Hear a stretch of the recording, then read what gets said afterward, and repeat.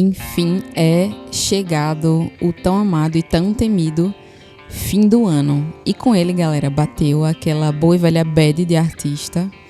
Eu acho que todo mundo já passou por isso. E é bem comum, periodicamente, muitos artistas passarem por bloqueios. No meu caso, eu não diria nem que foi um bloqueio. Foi muito mais um momento de me perguntar se aquilo que eu estava fazendo realmente estava indo para algum lugar, se fazia sentido.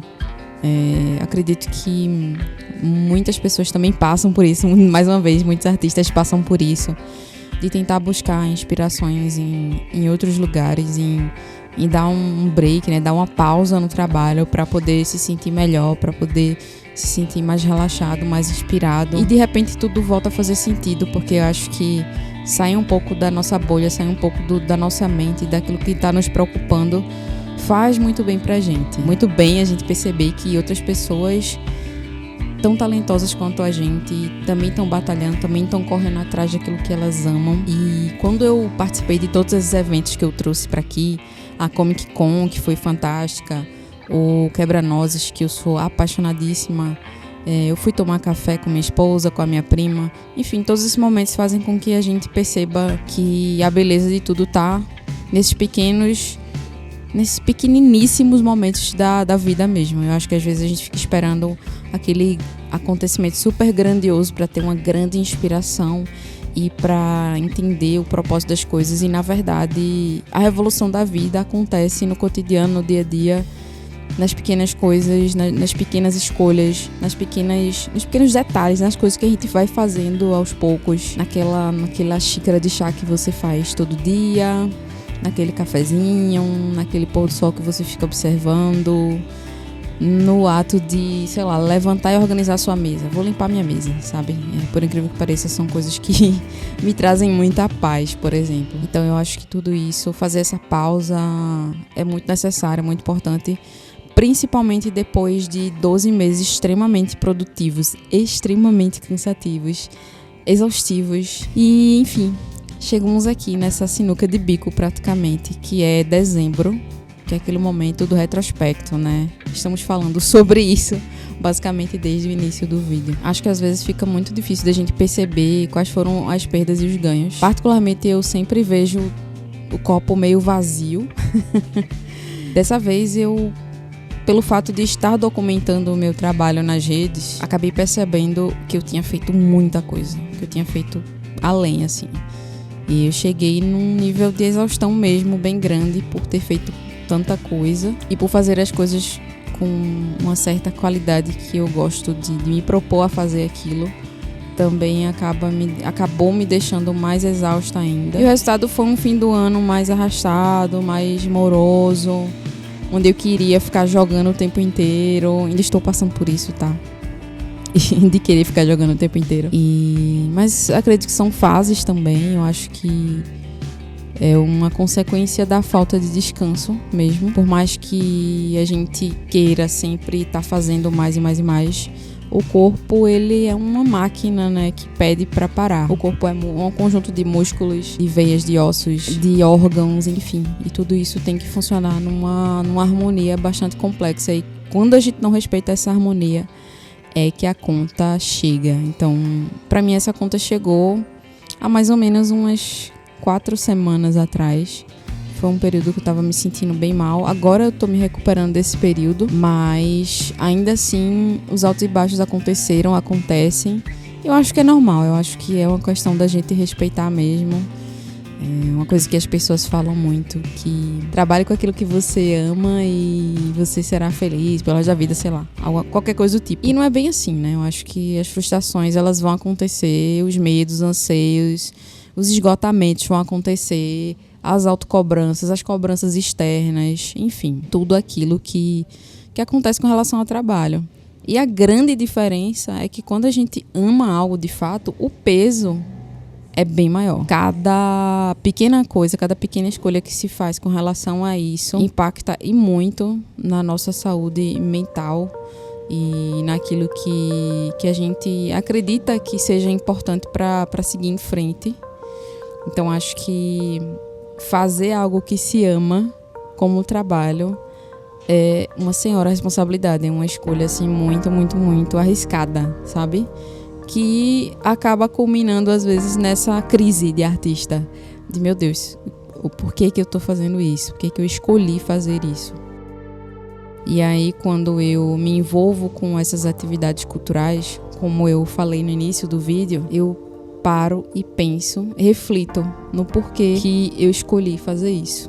Volta de repente todo aquele sentimento de êxtase, né? A famosa agonia e êxtase por estar fazendo algo que se ama tanto e pagando o preço por amar tanto aquilo, por várias questões, não é? O preço acaba sendo bastante alto pelas cobranças, pelo amor que a gente tem por aquilo que está fazendo, pela sociedade às vezes não respeitar aquilo que a gente se propôs a fazer e acreditar que tudo é uma grande brincadeira e que você apertou um botão e aquilo vai ficar pronto, enfim, muitas questões envolvidas. Mas eu quero deixar uma mensagem positiva, tá? Não vamos entrar numa vibe meio sinistrona nesse vídeo. É fim de ano, eu acho que é um momento de refletir mesmo. E foi ótimo que tenha acontecido isso comigo, porque eu vou fechar o meu ano muito feliz. Porque depois dessa crise, de fato, eu percebi que o que eu faço é muito importante, que o que eu faço me ajuda a seguir em frente e tem o potencial de ajudar outras pessoas a seguirem em frente também, vendo o mundo de uma forma mais singular, interpretando a vida de uma forma mais significativa. Foram sentimentos que eu tive quando eu estava assistindo o Quebra-Nozes. Parecia que o mundo estava em suspensão, assim, e só existia eu e aquela peça. E de repente todas as outras coisas não tinham mais importância. Eu estava completamente envolvida naquele espetáculo, na música, na dança, nos movimentos, nos ritmos, nas luzes. E de repente tudo voltou a fazer sentido pra mim. Eu fiquei tipo, caramba, é isso. É pra isso que a gente faz arte. É pra tocar, é pra encantar, é pra envolver, é pra trazer magia, é pra fazer com que as pessoas se sintam vivas, se sintam felizes, se sintam amadas, se sintam extasiadas. É tudo isso. Fazer arte é fazer com que a magia aconteça dentro do coração das pessoas. E é extremamente difícil fazer isso. Tocar as pessoas individualmente, fazer com que elas observem aquilo que você fez e digam, caramba, que coisa significativa, como eu viajei olhando esse trabalho, como me fez bem, sabe? Eu acho que quando bate uma certa bad em muitos artistas, parando pra pensar, talvez seja porque a gente acredite que aquilo que a gente está fazendo não está tocando ninguém. E é muito triste esse sentimento de não estar sendo visto, não estar sendo ouvido, não estar sendo contemplado.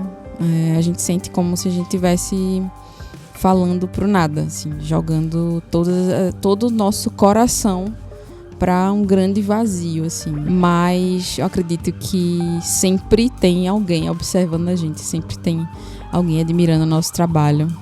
E provavelmente vocês vão ouvir um barulho insuportável de ambulância passando, tá, gente? Porque eu moro num lugar, assim, muito barulhento, não tem muito o que fazer. Passando por uma feira esses dias, encontrei uma pessoa que gostava muito do meu trabalho e ela me parou, assim, conversando e tal, eu entreguei meu cartão pra ela, ela, meu Deus, é você é Pris Santos e tal, caramba, eu te acompanho. E aí eu fico tipo, minha esposa fala que eu sempre fico sem saber o que falar, sem saber o que fazer, e é verdade, porque eu sempre acho que não tem ninguém olhando o que eu faço, que não tem ninguém gostando daquilo que eu tô fazendo, quando na verdade as pessoas do nada chegam e falam, tipo, nossa, seu trabalho é incrível, eu amo seu trabalho, é muito isso, é muito aquilo, enfim. E eu fico sempre muito lisonjeada e volta todo aquele sentimento de propósito de novo, de estar fazendo algo de importante para alguém. Eu acho que um dos sentimentos mais legais, assim, que alguém pode ter é essa sensação de a minha arte tá fazendo bem para alguém, tipo, eu tô conseguindo atingir alguém, é tipo um sentimento de explosão absurdo. Acho que é uma coisa que nada paga, assim, tipo, óbvio que precisamos de dinheiro para sobreviver, mas não é sobre isso que eu tô falando aqui. O que eu tô falando é que é um sentimento que não tem explicação mesmo. Eu acho que só quem vivencia esse sentimento de propósito sabe explicar sobre o que eu tô falando. Então, é isso. Nossa, eu comecei o vídeo assim, tipo, já jogando uma bomba na cabeça de todo mundo, né? Mas é isso, gente. Era isso que eu queria compartilhar por enquanto. Fiquem com o vídeo, tá? Hoje eu estou fazendo aquarela tradicional mesmo e daqui a pouco a gente vai falar sobre isso.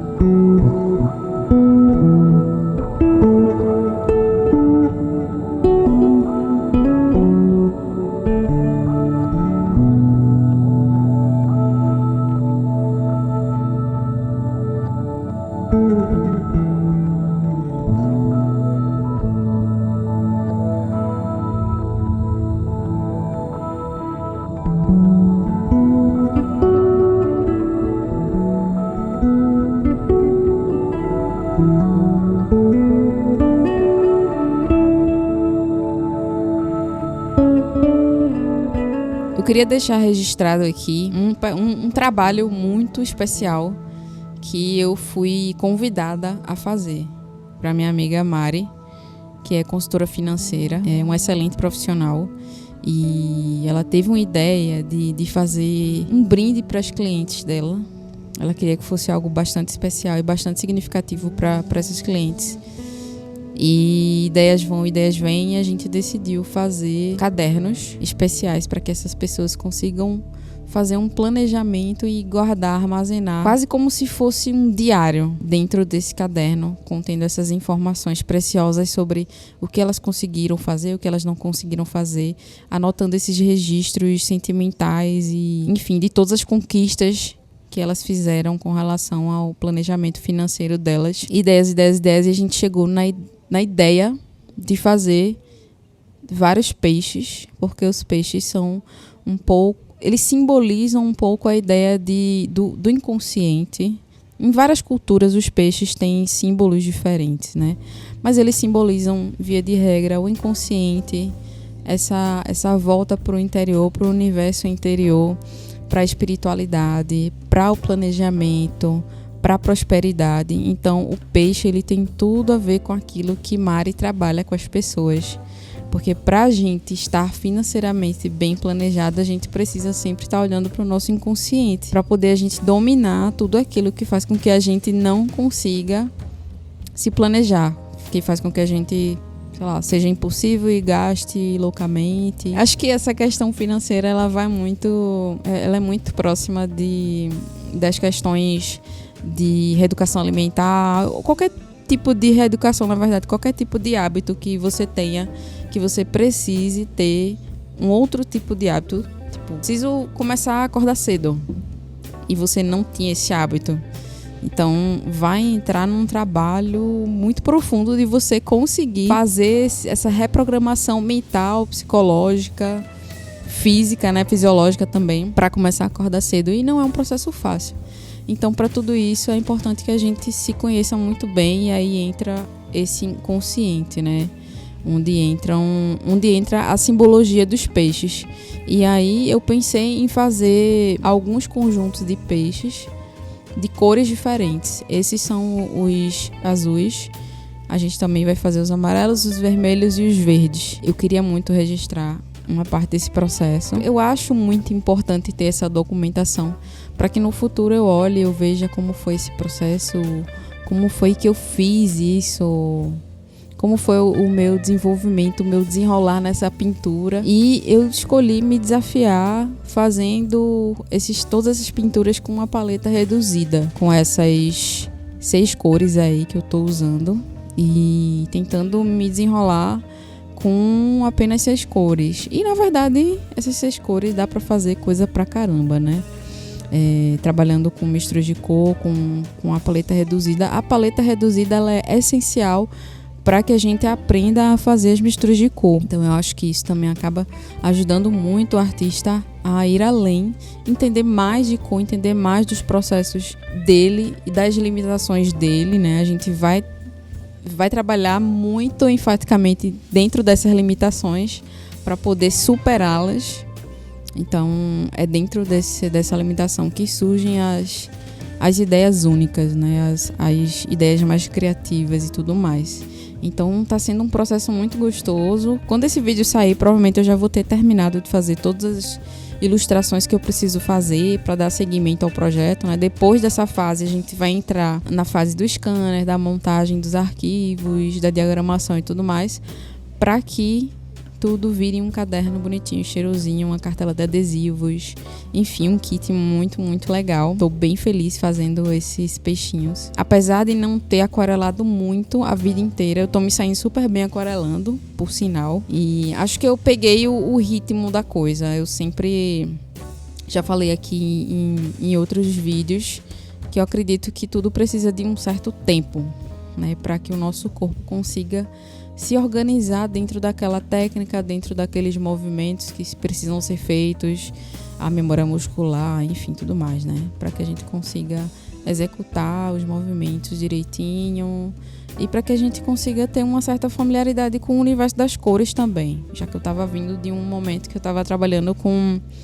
preto e branco, com achuras, era outra coisa completamente diferente. Era uma técnica muito mais rígida, muito mais planejada, muito mais meticulosa, e agora a gente está indo para uma técnica mais solta, mais fluida, mas que ao mesmo tempo também tem muitos desafios com relação a fazer algo mais meticuloso, mais detalhado, enfim. É isso, galera. Espero que vocês tenham gostado desta aquarela dessa vez. Espero conseguir ainda soltar mais um vídeo esse ano, 1 ou 2. E é isso. Façam arte, não desistam do trabalho de vocês. Sejam felizes fazendo arte, respeitem o seu corpo, respeitem a sua mente, busquem se inspirar com as coisas da vida, do dia a dia. Era isso que eu queria deixar pra vocês hoje. Um beijo e até a próxima.